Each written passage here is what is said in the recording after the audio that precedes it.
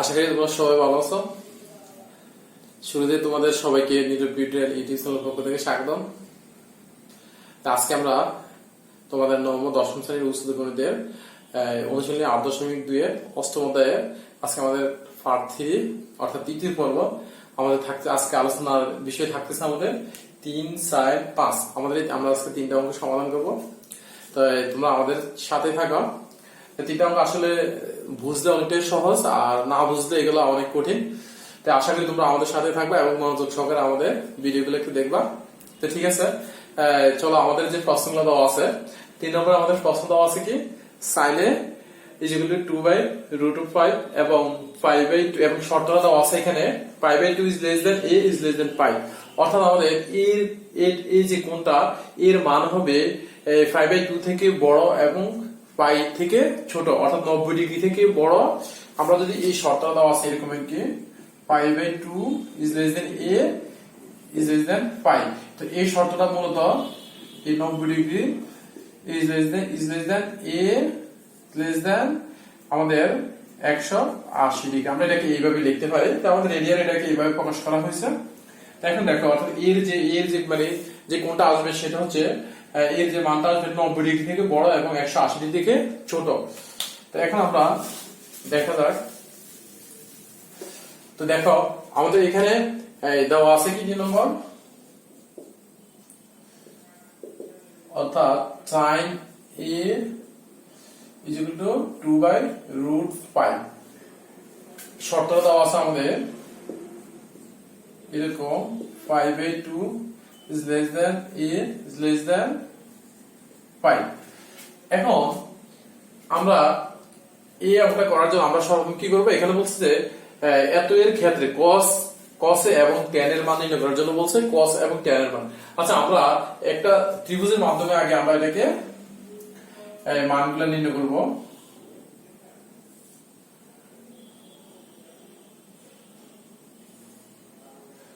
আমরা এটাকে B A C, এখন আমরা ভূমি সংগ্রহ এই কোণ দিয়ে আমরা এখন দেখো এখানে আমাদের sin এর সমান আমরা জানি যে লম্ব বাই অতিভুজ।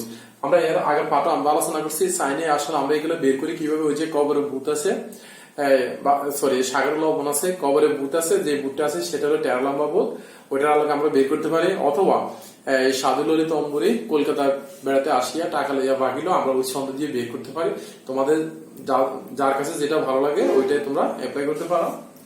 আচ্ছা, এখন দেখো আমাদের তাহলে আমরা সাইনে জানি যে লম্ব বাই অতিভুজ, তাহলে লম্ব হচ্ছে আমাদের কত 2, অতিভুজ হচ্ছে আমাদের √π। ওকে, তো এখন আমরা এবির মান অর্থাৎ ভূমি বের করব। তো আমরা এবির মানটা একটু বের করে নিই। এটা আমরা সবাই জানি যে একটা সমকোণী ত্রিভুজ হতে আমরা পিথাগোরাসের উপপাদ্য অনুসারে অতিভুজ স্কয়ার ইজ ইকুয়াল টু লম্ব স্কয়ার প্লাস ভূমি স্কয়ার। আর হয়তো আমাদের যদি অতিভুজ বা লম্ব দেওয়া থাকে আমরা ভূমি কিভাবে বের করতে পারি তাও আমরা জানি, বা অতিভুজ থেকে আমাদের যদি আমাদের বা অতিভুজ এবং ভূমি দেওয়া থাকে তাহলে লম্ব কিভাবে বের করে তাও আমরা জানি। তো দেখো এখানে আমরা লিখতে পারি যে আমি একবারে লিখে ফেলি, তাহলে √5 হোল স্কয়ার মাইনাস 2 স্কয়ার √ তাহলে আমাদের এখানে √ স্কয়ার কাটা গেলে 5 মাইনাস 2 দুগুণে 4, তাহলে কত 1। তাহলে 1 এর বর্গমূল আমাদের 1। তাহলে আমরা কি পাইছি এখানে এবি মান পাইছি 1। ওকে, এখন দেখো তাহলে আমাদের মান চাইছে কিসের, cos a এবং tan এর মান চাইছে। তো আমরা যে এখানে cos a tan a, তো দেখো আমরা একটু cos এর সমান আমরা জানি যে ভূমি বাই অতিভুজ, তার মানে হচ্ছে 1/√π। আর tan এর সমান হচ্ছে লম্ব বাই ভূমি, অর্থাৎ 2/1 is equal to। এখন একটা জিনিস খেয়াল করো, এখানে আমাদের এখন মেইন যে বিষয়টা সেটা হচ্ছে এখানে কি চিহ্ন বসবে, এটা হলো এখন দেখার বিষয়। হ্যাঁ, তো এখানে কি চিহ্ন বসবে এটা আমরা জানার জন্য আমরা কি করব, এই শর্তটা এখানে কোন ঘরে প্রযোজ্য আমরা একটু দেখি নিয়ে। দেখো আমরা এই চতুর্ভুজটা আঁকলাম। আমরা জানি যে এটা হচ্ছে আমাদের 0, এটা হচ্ছে আমাদের 5/2, এটা হচ্ছে আমাদের পাই অথবা 2 কাটা গেলে আমাদের 5 থাকে, বা এটা হলো 3/2, এটা হলো আমাদের 2π বা 4π/2। আমরা এটাকে এভাবে লিখতে পারি 4/5/2 একই কথা, 2 এবং 4/5/2 এটা একই কথা। তাই এখন দেখো তাহলে এই মানটা হচ্ছে, এর মানটা হচ্ছে 5/2 থেকে বড় আর পাই থেকে ছোট, তার মানে এটা এই ঘরে আমাদের অবস্থান করছে। এখন এই ঘরটার মধ্যে আমাদের কি, এই ঘরে হচ্ছে আমাদের সাইন আর হচ্ছে আমাদের কোসেক, এই ঘরটা হচ্ছে সাইন এবং কোসেক অর্থাৎ দ্বিতীয় চতুর্ভাগে। তাহলে এখানে আমাদের যেহেতু এই ঘরের কথা বলছে, তাহলে এখানে দেওয়া আছে কসে, তাহলে কস আমাদের এই ঘরে হচ্ছে কি ঋণাত্মক, তাহলে আমাদের এখানে কি চিহ্ন হবে, একটা মাইনাস চিহ্ন হবে। এবং এই ঘরে আমাদের ট্যান হচ্ছে কি, ট্যান আমাদের এই ঘরে ঋণাত্মক, তার মানে এখানে একটা মাইনাস চিহ্ন হবে। তো এবার এখানে যে মাইনাস চিহ্নটা হয়েছে, তাহলে আমরা এখানে কি লিখে দেবো, জাস্ট আমরা এই শর্তটা একটু লিখে দেবো, যেহেতু 5/2 is less than a is less than 5, এবং এখানে আমরা কি শর্ত লিখবো, সেম শর্তটা লিখে দেব, 5/2 is less than a less than 5। কারণ এখানে মাইনাস কেন পড়ছে, এই শর্তের কারণে, এখানে মাইনাস কেন পড়ছে, এই শর্তের কারণে। ওকে, তো এটা হচ্ছে আমাদের রেজাল্ট। আসলে তোমরা বুঝতে পারছো যে তোমরা আসলে এই অঙ্কগুলো করার জন্য তোমরা এই ঘরগুলা, এই চতুর্ভাগের হিসাবটা আমরা বারবার বলছি বা পুরো ভিডিওগুলো তো বলছি আমরা, এই চতুর্ভাগের হিসাব যে ভালো বুঝবে তাহলে তার কাছে অঙ্কগুলো অনেক সহজ হবে। তো এটা হলো আমাদের 3 নং প্রশ্নের সমাধান। তো আমরা এরপরে 4 নং প্রশ্নের সমাধান একটু দেখে নিই।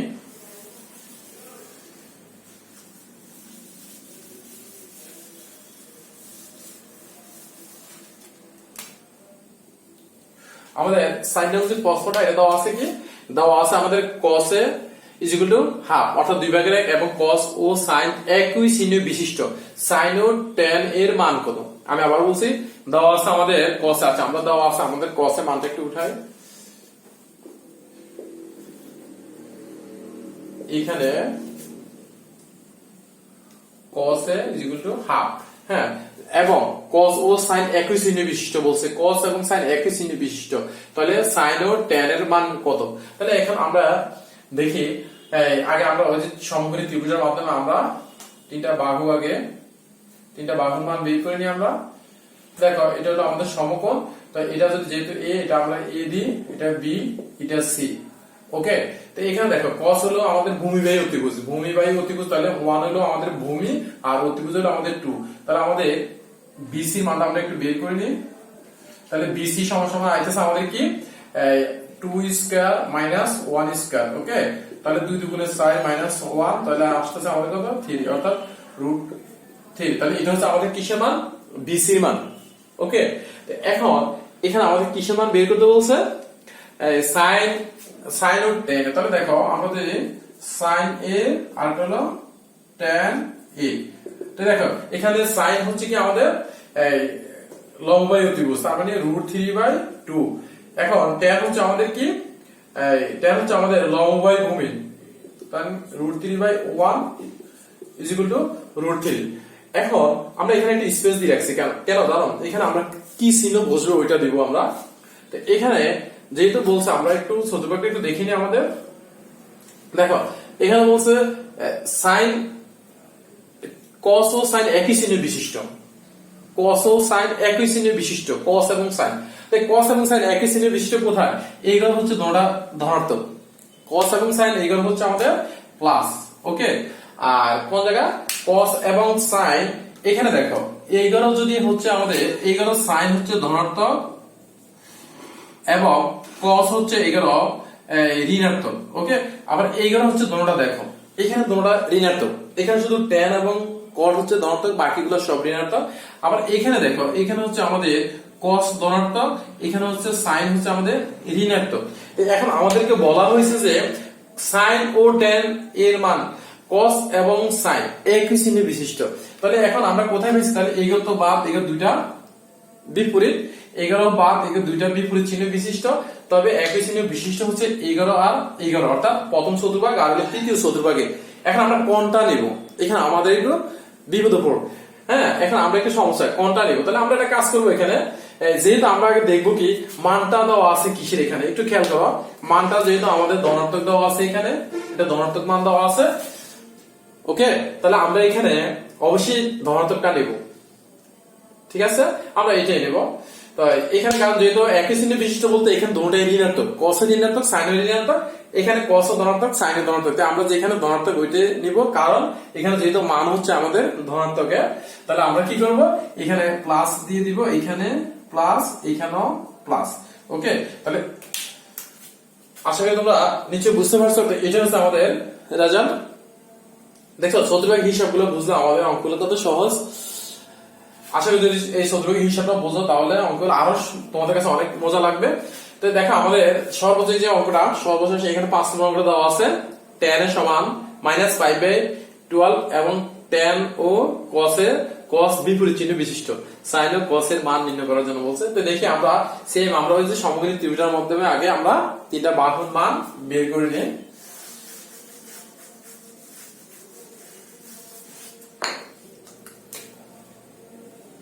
এখানে আমাদের দেওয়া আছে কি, এখানে tan a = -5/12। ওকে, তো আমরা এটাকে একটা ওই যে সমকোণী ত্রিভুজের মাধ্যমে নিয়ে নিয়ে দেখা আমাদের এখানে a b c, তাহলে এখানে tan আমরা জানি যে লম্ব বাই ভূমি। আমি আবার বলছি, তোমরা যদি sin এবং cos tan যদি এগুলো সমান কি বা না জানো বা বের করতে না পারো, আমি তো বলে দিচ্ছি, যদি না পারো তোমরা ভিডিও নিচে কমেন্টস করলে আমি তোমাদের এগুলো বের করে দিব, কোনো সমস্যা নাই।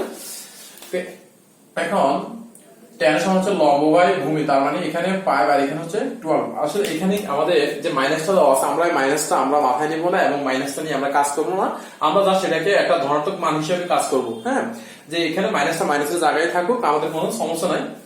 তো এখন দেখো এখানে আমাদের যেহেতু tan এর সমান হচ্ছে লম্ব বাই ভূমি, তো এই লম্ব হচ্ছে 5 আর ভূমি হচ্ছে আমাদের কত 12। তো এখন আমরা এখান থেকে AC মানটা একটু বের করে নিই। অতএব AC সমান হচ্ছে আমাদেরকে লম্ব square plus 12 square root of. Okay, আমরা চাইলে ওইভাবে বাইর করতে পারি, আমাদের যে ABC সমকোণী ত্রিভুজ হতে AC square AB square plus BC square আমরা এইভাবে বের করতে পারি। তো দরকার নেই, যেহেতু আমরা বুঝি জিনিসটা, আমরা এতটা বড় করার দরকার নেই, আমরা শর্ট করারে ট্রাই করি। তো দেখো 5 5 হলো 25, আর এখানে 12 দিয়ে 12 গুণ কত 146, তাহলে আমাদের এটা যোগ করলে 169, এটা 169 বর্গমূল কত 13। তাহলে আমরা এসি মান কত পাইছি এখানে 13। ওকে, তো আমাদের এখানে বলা হয়েছে যে tan ও cos বিপরীত চিহ্ন বিশিষ্ট। দেখো tan ও cos বিপরীত চিহ্ন বিশিষ্ট, তাহলে আমরা একটা কাজ করি, আমরা একটু চতুর্ভাগটা দেখি নি। এখানে বলছে tan ও cos বিপরীত চিহ্ন বিশিষ্ট, তাহলে এই প্রথম চতুর্ভাগে আমাদের tan এবং cos একই চিহ্ন বিশিষ্ট। আবার দেখো দ্বিতীয় চতুর্ভাগে tan এবং cos একই চিহ্ন বিশিষ্ট, কারণ এখানে sin আর cos ছাড়া বাকি সবগুলো ঋণাত্মক। তাহলে এখানে হচ্ছে tan এবং cos একই চিহ্ন বিশিষ্ট। আবার এখানে tan কিন্তু ধনাত্মক, এখানে tan ধনাত্মক আর cos হচ্ছে আমাদের কি ঋণাত্মক। আবার এই জায়গা cos হচ্ছে আমাদের ধনাত্মক এবং tan হচ্ছে ঋণাত্মক। তো এখানে আমাদেরকে বলা হয়েছে যে tan ও cos বিপরীত চিহ্ন বিশিষ্ট। এখন বিপরীত চিহ্ন বিশিষ্ট বলতে আমাদের এই দুই ঘর, অর্থাৎ তৃতীয় এবং চতুর্থ চতুর্ভাগ, যে কোনো একটা ঘর হবে এখানে tan প্লাস হলে cos ঋণাত্মক, আবার চতুর্থ চতুর্ভাগে cos ধনাত্মক হলে tan ঋণাত্মক। কিন্তু প্রথম চতুর্ভাগে দুটোটাই ধনাত্মক একই চিহ্ন বিশিষ্ট, দ্বিতীয় চতুর্ভাগে দুটোটাই ঋণাত্মক একই চিহ্ন বিশিষ্ট। তাহলে আমরা এখন এই প্রথম চতুর্ভাগ ক্রস, দ্বিতীয় চতুর্ভাগ ক্রস, এখন আমরা তৃতীয় এবং চতুর্থ চতুর্ভাগ নির্ধারণ করব কোনটা হবে। কিন্তু এখানে একটা জিনিস খেয়াল রাখতে হবে, আমাদের যে মানটা দেওয়া আছে এই মানটা কিন্তু আমাদের tan এর মাইনাস দেওয়া আছে। ওকে, tan এর মানটা যেহেতু মাইনাস, তাহলে আমাদের এই ঘর হবে না, যেহেতু এখানে। আর আরেকটা জিনিস সহজে আমরা বুঝবো, যেহেতু tan এখানে মাইনাস দেওয়া আছে, cos অবশ্যই ধনাত্মক হবে, কারণ যেহেতু বলছে tan এবং cos বিপরীত চিহ্ন বিশিষ্ট। তো tan যদি আমাদের ঋণাত্মক হয়, cos আমাদের কি হবে ধনাত্মক হবে, বা tan যদি ধনাত্মক হয় cos ঋণাত্মক হবে। তো tan ঋণাত্মক আমাদের দেওয়া হয়ে আসছে, এটা নিয়ে আমাদের টেনশন করার কিছুই নাই, কারণ তাহলে cos অবশ্যই ধনাত্মক, তাহলে এইগুলো হচ্ছে cos ধনাত্মক চতুর্থ চতুর্ভাগে। এখন যেহেতু চতুর্থ চতুর্ভাগে cos ধনাত্মক tan ঋণাত্মক, তাহলে এটাই হচ্ছে আমাদের এই ঘরটি আমাদের সঠিক এই শর্ত অনুসারে। তাহলে এখানে হচ্ছে sin ও cos এর মান নির্ণয় করার জন্য বলছে, sin ও cos এর মান। তাহলে আমরা একটু দেখি নি sin এবং cos এর মান না কত। আমরা সাইন এ আর হলো আমাদের কস এ। তো আমরা একটু স্পেস দিয়ে আমরা এটা লিখি সাইন এ সমান হচ্ছে আমাদের লম্ব বাই অতিভুজ, কেমন? আর এখানে কস এ হচ্ছে আমাদের ভূমি বাই অতিভুজ, ভূমি বাই অতিভুজ। এখন আমরা দেখি তাহলে এখানে সাইনে 11 হচ্ছে আমাদের, কস হচ্ছে আমাদের কি ধনাত্মক, আর আমাদের এখানে হচ্ছে অবশ্যই আমাদের কি হবে সাইনটা ঋণাত্মক হবে। তো এটি হচ্ছে আমাদের রেজাল্ট শর্ত অনুসারে। আসলে তোমরা বুঝতে পারছো, তোমরা বাসায় যদি আসলে এগুলো একটু ট্রাই করো, প্র্যাকটিস করো, এবং তোমরা প্রথম নিজেরা ট্রাই করবা বা বইয়ের যে উদাহরণগুলো আছে এগুলো দেখবা, এরপর আমাদের ভিডিওগুলো কয়েকবার দেখবা, দেখলে তোমাদের যেটা বুঝতে সমস্যা হয় আমাদেরকে যদি কমেন্টস করো, তাহলে আমরা পুনরায় আমাদের যে ভিডিওগুলো আমরা আবার তোমাদের জন্য, আমাদের একটু কষ্ট হলো, আমরা ভিডিওগুলো আবার তোমাদের জন্য এই পুনরায় দেওয়ার চেষ্টা করবো বা বুঝাবো। তো ঠিক আছে,